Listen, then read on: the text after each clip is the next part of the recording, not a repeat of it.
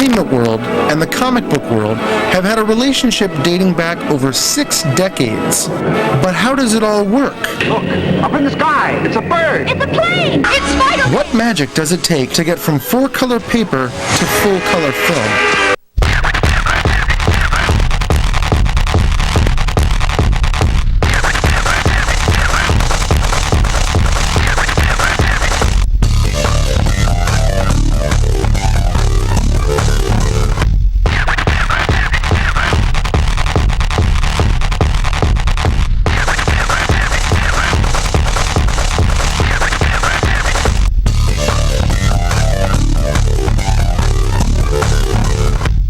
Comic characters appeared in movies as early as the silent era, but they really came into their own during the serial craze in the 1940s. The birth of television brought a whole new world of opportunity to the table.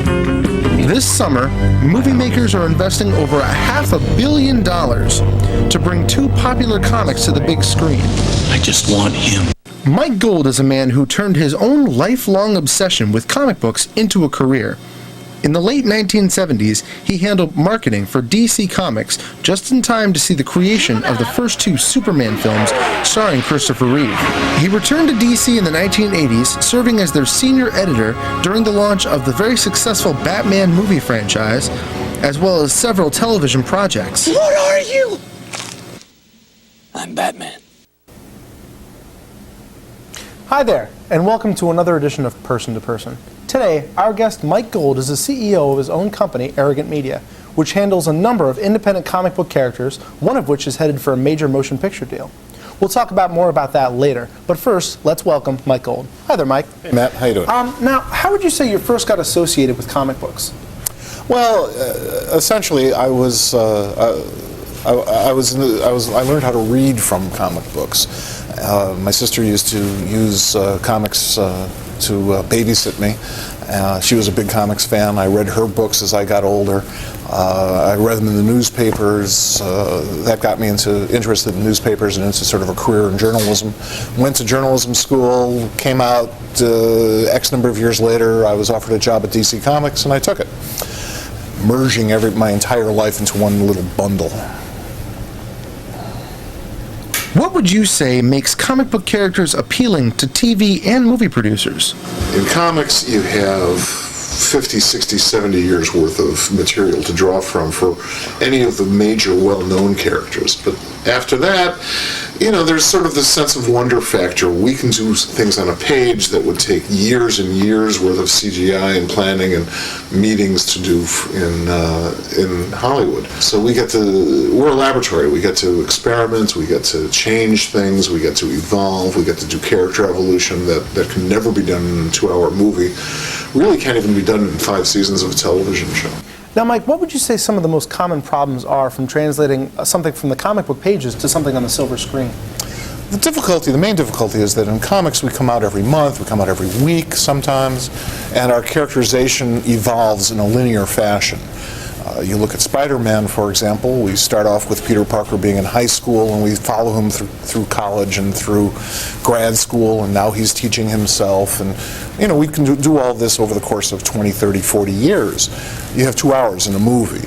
When I worked on the Superman movie, for example, the first Superman movie, I spent 2 days working with Christopher Reeve, explaining the background and all the nuances of the Superman character. He'd never read it or seen it on television as a child. I think he grew up on Krypton, actually. So, he had the proper motivation in order to play the character on screen because, again, he just had those 2 hours. Are some properties better suited for animation rather than live-action features? I used to think that some properties were better suited for animation, characters like Green Lantern or almost any of the Jack Kirby stuff like Fantastic Four. CGI today has sort of brought us to the point where that isn't necessary. But there is a different look and a different feel to animation than there is to film, even with CGI. And today, you kind of lose that critical sense of wonder when you're dealing with CGI. Everybody knows it's fake. So I think it really just depends on the mood that the producers want to get across. The Superman animated series was very, very different than the Superman movies. Now, Mike, why are some of the comic book movies that are such huge box office successes and monetarily huge, why is it that they get ignored when it comes to something like the Academy Awards at the Oscars and the Oscars? Well, the Academy, by and large, honors a very narrow version of movie greatness. The performances in movies have to be very profound, they have to be very serious. Comedies get it worse than we do, than the whole action genre. And they don't quite know what to do with sociologically based science fiction. That's okay. On the Oscars that we just had this year, I was just pleased to hear them refer to A History of Violence as being based on a graphic novel. Graphic novels being sort of a fancy word for comic books. That's nice. You know, when we start doing movies or comics of that level, and we've been doing a lot of that in this country lately, Road to Perdition comes to mind, we see more presence at the Oscars.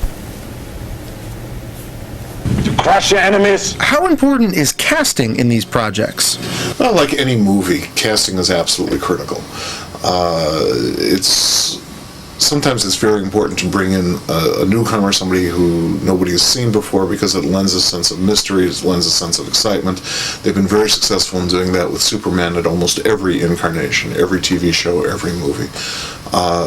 Sometimes it helps if you have somebody that the viewer may be a little bit more comfortable with, but you know, the person has to be able to pull off the character who is larger than life, a character who is preposterous by real-world standards. How do I look?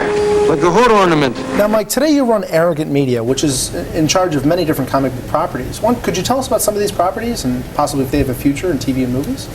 Well, for example, last year we launched two projects, Grimjack, which is a heroic fantasy science fiction epic, and John Sable Freelance, which is very heavily rooted in the real world, you know, ripped from the headlines sort of a thing.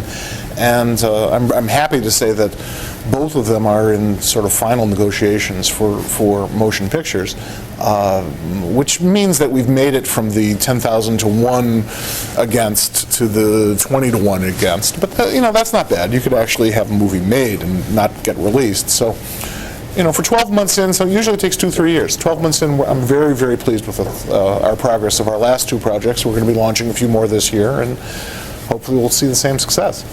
Well, that's great. I'm looking forward to those. Today, we've seen how some of our favorite comic book heroes made the leap to movies or TV firsthand from a man who helped bridge that gap.